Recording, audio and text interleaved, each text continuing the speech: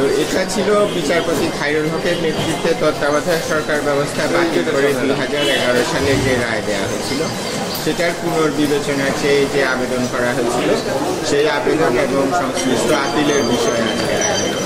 তো আজকে রায়ে আদালত স্পষ্টভাবে বললেন যে বিচারপতি খায়রুল হকের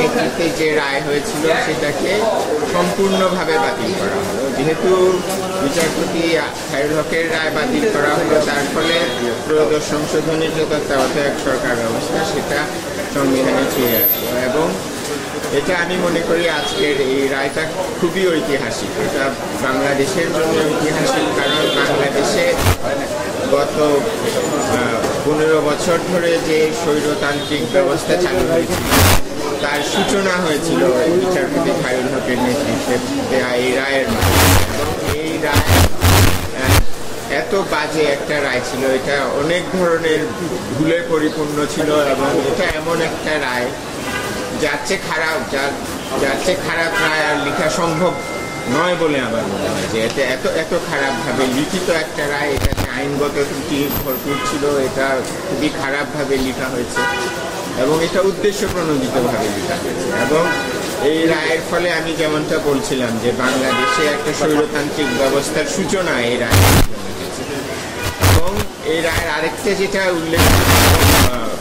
খারাপ দিক সেটা হলো এই রায়ের মাধ্যমে কিন্তু বিচার বিভাগের স্বাধীনতাকেও ধ্বংস করা হয়েছে। একটা স্বৈরতান্ত্রিক ব্যবস্থা প্রতিষ্ঠা করে বিচার বিভাগের উপর কর্তৃত্ব স্থাপন করে বিচার বিভাগের স্বাধীনতাও এই রায়ের মাধ্যমে নষ্ট করা হয়েছে। তবে যেটা উল্লেখযোগ্য সেটা হলো বিচারপতি খায়রুল হক কিন্তু বাংলাদেশে গণতন্ত্রের কথা বলে, বিচার বিভাগের স্বাধীনতার কথা বলে এই রায়, কিন্তু প্রকৃতপক্ষে এটা বাংলাদেশের গণতন্ত্র, বিচার বিভাগের স্বাধীনতা একদম ধ্বংস করে।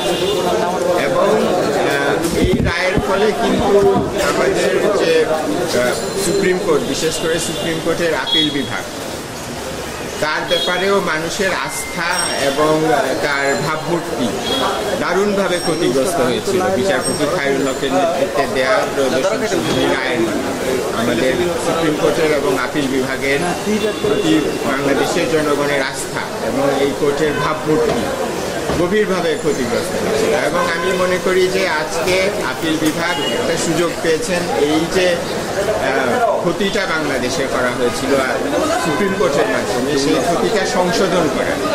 এবং ওনারা যথাযথভাবে এটা সংশোধন করেছেন, কারণ ওনারা রায়টা সম্পূর্ণভাবে বাতিল করেছেন। এবং এটা এই কারণে আজকে আমি বলবো বাংলাদেশের জন্য খুবই একটা ঐতিহাসিক দিন এবং আমাদের এই আদালত, আমাদের যে প্রিয় সুপ্রিম কোর্ট, তার জন্য একটা ঐতিহাসিক দিন। কারণ সুপ্রিম কোর্ট তার ভুলটা আজকে সংশোধন করার একটা সুযোগ পেয়েছে এবং সঠিকভাবে সংশোধন করেছে।